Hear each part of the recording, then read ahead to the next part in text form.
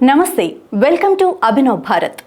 రాష్ట్ర విభజన జరిగి దశాబ్దం దాటిపోయినా ఇప్పటికీ తెలుగు రాష్ట్రాల్లో రాజకీయాలను పోల్చుకుంటూనే ఉంటారు. పరిపాలన ఎవరు బాగా చేస్తున్నారు, ఎక్కడ బాగా అభివృద్ధి జరుగుతుంది, ఎవరు మంచి మంచి పథకాలు ప్రవేశపెడుతున్నారు అన్న చర్చ నడుస్తూనే ఉంటుంది. గడిచిన 5 ఏళ్లు ఏపీలో జగన్, తెలంగాణలో కేసీఆర్ ముఖ్యమంత్రులుగా ఉన్నప్పుడు కూడా ప్రజలు 2 రాష్ట్రాలను పోల్చి చూసుకునేవారు.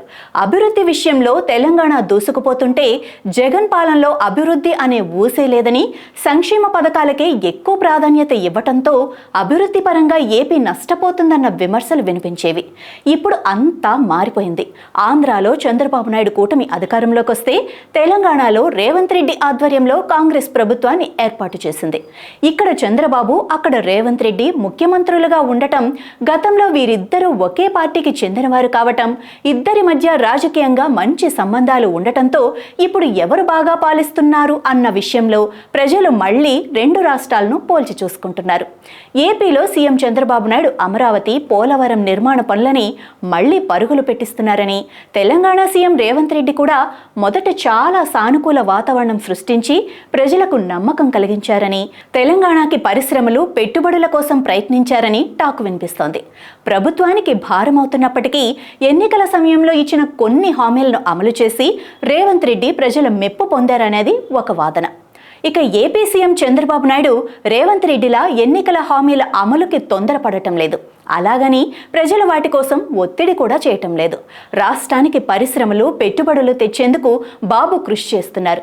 ఇప్పటికే లూలు గ్రూప్తో చర్చలు జరపగా మరికొన్ని సంస్థలతో కూడా సంప్రదింపులు జరుగుతుండటంతో ఈ ఏడాది ముగిసేలోగా ఏపీలో ఏ మేరకు పెట్టుబడులు వస్తాయి అనేది తేలిపోనుంది.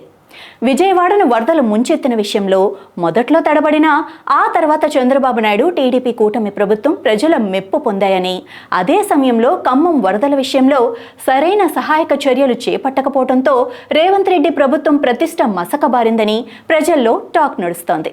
ఇక హైడ్రా కూల్చివేతలతో రేవంత్ రెడ్డి ప్రభుత్వం ప్రతిష్ట పూర్తిగా దిగజారుతుందనేది పబ్లిక్ టాక్. కేవలం హైదరాబాద్లో మాత్రమే ఇళ్లు కూల్చివేస్తున్నప్పటికీ ఆ ప్రభావం యావత్ తెలంగాణ రాష్ట్రం మీద పడుతోంది. ఇది ఇప్పుడు ప్రతిపక్ష బీఆర్ఎస్ పార్టీకి బలమైన అస్త్రంగా మారింది. తమది ఫ్లైఓవర్లు, ప్రాజెక్టులు కట్టిన ప్రభుత్వం కాగా రేవంత్ రెడ్డిది కూల్చివేతల ప్రభుత్వం అని బీఆర్ఎస్ ఆరోపిస్తోంది. రేవంత్ రెడ్డి ప్రభుత్వం చేజేతులా రాష్ట్రంలో యుద్ధ వాతావరణాన్ని సృష్టించుకున్నారని, తెలంగాణలో ప్రజలు హైడ్రా కారణంగా క్రమంగా ప్రతిపక్ష బీఆర్ఎస్ పార్టీకి దగ్గరవుతున్నారన్న చర్చ జరుగుతోంది.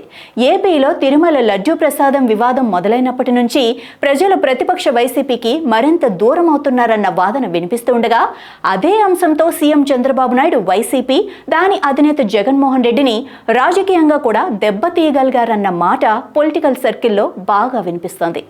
తెలంగాణ విషయానికి వస్తే గత 7-8 నెలలుగా ఫామ్ హౌస్ నుంచి బయటకు రావడానికి జంకిన కేసీఆర్ నేడో రేపో బయటకు వచ్చి సీఎం రేవంత్ రెడ్డిపై ఎదురుదాడి చేస్తూ రాజకీయంగా పైచేయి సాధించే సూచనలు స్పష్టంగా కనిపిస్తున్నాయి.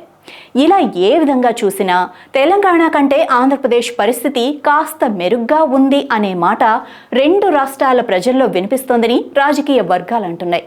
నాయకులారా, మీ పనితనం మీ అధినాయకులకు తెలియజేయాలనుకుంటున్నారు. ప్రజలారా, మీ సమస్యలను మీ నాయకులకు తెలియజేయాలనుకుంటున్నారు. ప్రజా సమస్యల పరిష్కార వేదిక మీ అభినవ్ భారత్.